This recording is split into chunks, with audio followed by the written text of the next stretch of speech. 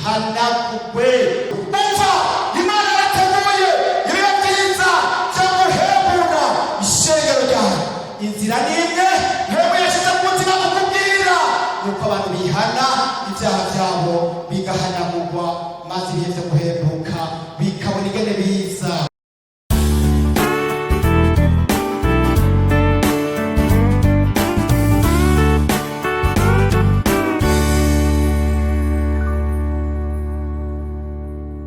Dusome ibyakozwe n'intumwa igice cya 3. Ibyakozwe n'intumwa igice cya 3 ku murongo w'19 avuga ngo nuko mwihane muhindukire ibyaha byanyu bihanagurwe, ibihe byo guhembuka bibone ingene biza bivuye mu nyonga z'umwami Imana. Mana, twari twagusenze, twari twaguhamagaye, ndashishikara kuguhamagara, amajambo ni kwawe,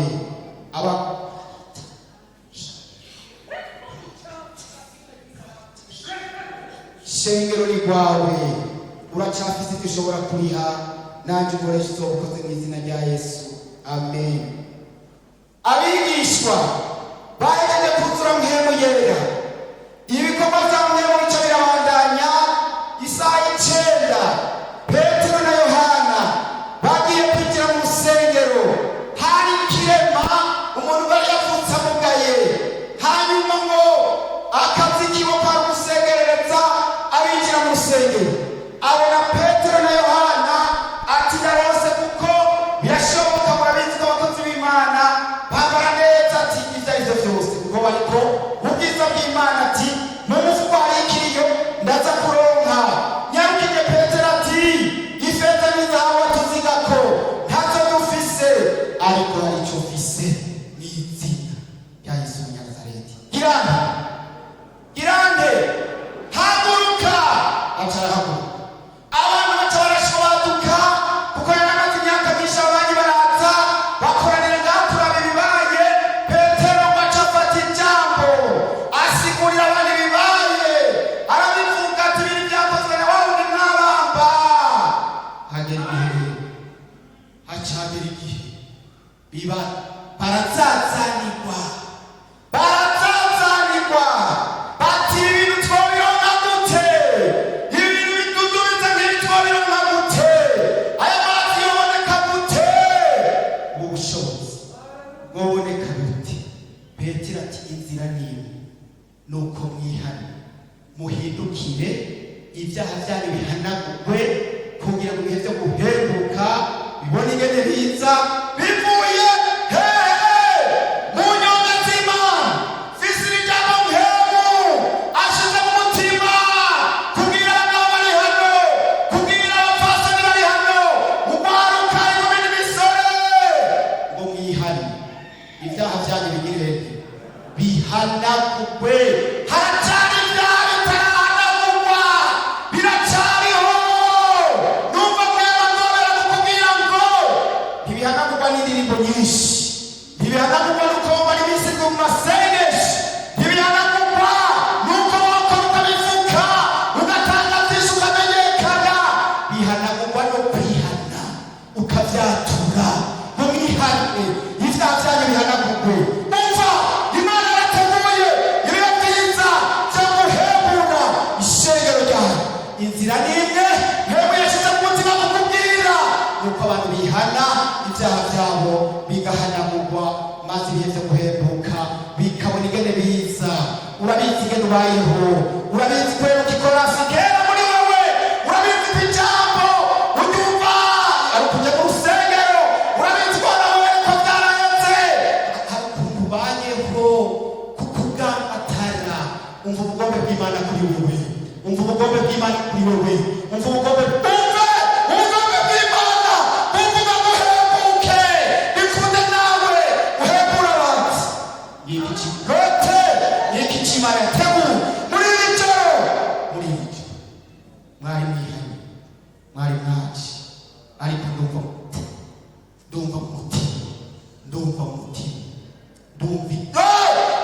kubwira abantu ngo musuye ihane ibyaha byanyu bihanagurwe, kuko hari ahantu bitarahanagurwa. urabyumva ndiko ndavuga nawe uribuka kimwe cya kindi cyo mu mwaka uheze impamvu birashoboka ko wanyegeje abantu birashoboka ko wanyegeje Imana ariko byaramenyekanye kuvayo usome muri kuvayo igice ni kabiri umurongo wa 11. Mose yishe umunyegiputa ahungiye Midiyani, maze Mose amaze gukura umusura izina agendera bene wabo yitegereza ubugene batwazwa ituru, abona umunyegiputa akubita umuheburayo wabo yeraguza hirya no hino, maze abonye ko atawumubona yica uwo munyegiputa umuvyimba awushira mu musenyi. Bukeye bwaho asubiye kwanduruka agize atya aseruka ku bagabo babiri b'abaheburayo bagwana, abatusindiye ubundi ati niki gitumye ukubita mugenzi wawe? Aramwishyura ati ninde yakugize umukuru cyangwa umucamanza wacu? Mbega ugomba kunyica nk'uko wishe wa munyegiputa? Mose aratinya arivuganya ati ni ukuri byaramenyekanye. Mose umukozi w'Imana, umukozi yavutse Imana yarateguye nguyu n'uwo kurokora Abisirayeli. Mose yari umupagani, Mose ariko amasezerano, Mose yarinjira. Ndiko ndabwira we winjira, ndiko ndabwira we uririmba, ndiko ndabwira we usenga we ukita ku ruhimbi. Mose yari umuntu w'Imana, Mose aragenda abona umunyegiputa bariko asindira Umwisirayeli, aca barera kudahiri araraba inyuma araraba imbere abona nta n'umwe amubona, aca yibagira hakuru aribagira kuraba mw'ijuru. Daniyeli igihe kimwe izina riri gusigura aragenda abwira umwami ati ibanga wasobanutse nta bapfumu nta banyamareba bari gushobora kurigusobanurira, atariko mw'ijuru hari Imana ishura amabanga. Byaramenye rote byaramenyekanye mw'ijuru. Icyo kubera cyiza nuko wo kwihana. Turangirize hariya mu Byakozwe n'Intumwa igice c'19. Yesu aguhezagire cyane. Imana yagutegura ibihe byiza nturushe kano karyo. 19 hariya ku murongo w'18 umutwe w'ijambo n'urupapuro rw'156. Umutwe w'ijambo uvuga ngo ijambo ry'Imana rigira ubushobozi muri Efeso. Mbega dukwiza ubutumwa mwarasenze kugira ngo ijambo ry'Imana rigire ubushobozi? Mwarasenze? Nagira mbwira abasenzi bari hano, senga rete senga rigira ubushobozi. Natwe twarasenze abashitsi kugira ngo iki gikorane ijambo ry'Imana rize rigira ubushobozi makamba. 18 kandi benshi mu bari barize baraza batura ibyo bakoze baragira ababona abariko barasoma baragira benshi no mu bakora iby'ubupfumu bakoranya ibitabo byabo by'ubupfumu babiturira mu maso ya bose, baharura igiciro cyabyo basanga gishitse ku ntete z'ifeza 50,000. Uko ni ku ijambo ry'Umwami Yesu ryagwiriye cyane rigira ubushasha. Aha ni muri Efeso Paulo aravuga y'ubutumwa, aranarungika Timoteyo amubwira ati Timoteyo ndagushyizagira muteshe ibyaba abantu bigisha ukuri. Ishengero ribaho, urutonde rubaho, ibikorwa birabandanya. Abantu bamwe ngo mu bari baritse bakaza ku murango bakaririmba, bakaza ku murango bagasenga, bakaza ku murango bagakora ibikorwa mw'ijoro bagaca bagenda mu by'ubupfumu. Ntibaraguza gusa bararagura abandi, bagakoranya ibikoresho by'ubupfumu bagaca basokorora, bakaragura bakongera bakaraguza. Ibyo biba kenshi. Mukozi w'Imana Paulo, Imana itegura ibihe nk'uko yabiteguye Makamba, nk'uko yabiteguye. Hanyuma rero Paulo aragenda avuga y'ubutumwa w'amaboko yiwe romete, w'amaboko yiwe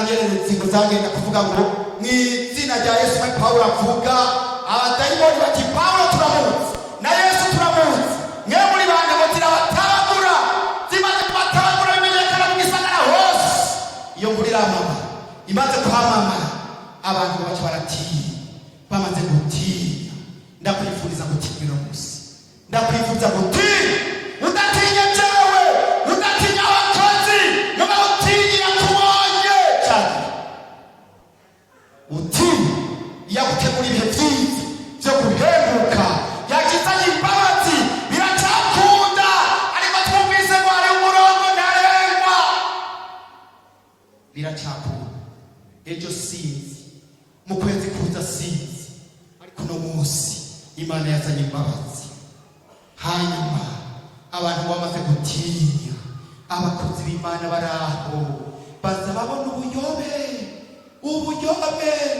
baza babona bamwe ngo mu bari barakizende ntibari abapagani mu yumve bari abantu binjira ngo bamwe mu bari barinzeje ngo baza batura ibyo bakoze baragira nte barabiserura bazana iby'ubupfumu bazana iby'ibikoresho bakoresha ngo baraharura basanga ni byinshi twabisomye unama dusenga Imana ngira mbekazi umugabo ari hano yandikiye mu mbisho ngo wature ubiserure mu izina rya Yesu ngira mbekaze umugabo afise abana yabyaye hanze mu mbisho kaze wature ubiserure ibeze guhembuka bize bivuye mu nyonga z'Imana ngira mbekaze umuntu yakoreye inda hari note ngira mbekaze umukobwa yakoreye inda hariya bwino wature ibyo wakoze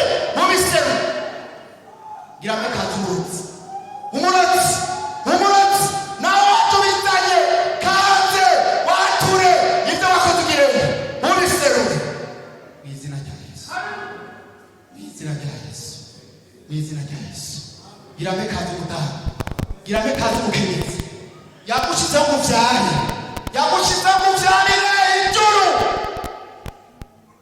abamara ntibagomba bavyara kuko umuntu avyara uwo basa nitwabane bagomba bavyara tuzokwiza abana tubize ingorane yagushizeho ngo tuvyare ubwami bw'Imana tuvyare abakozi benshi ariko hari abantu babicaye ngaho bishe abantu kaze mwatura ivyo mwakoze kaze mubiserure ngira mbekaze umuntu yasambanye wasakuza kare kaze wature ivyo wakoze ugirene ubiserure uza utaza ndahejeje imbere nawe Mana turagushimiye uragaheza gito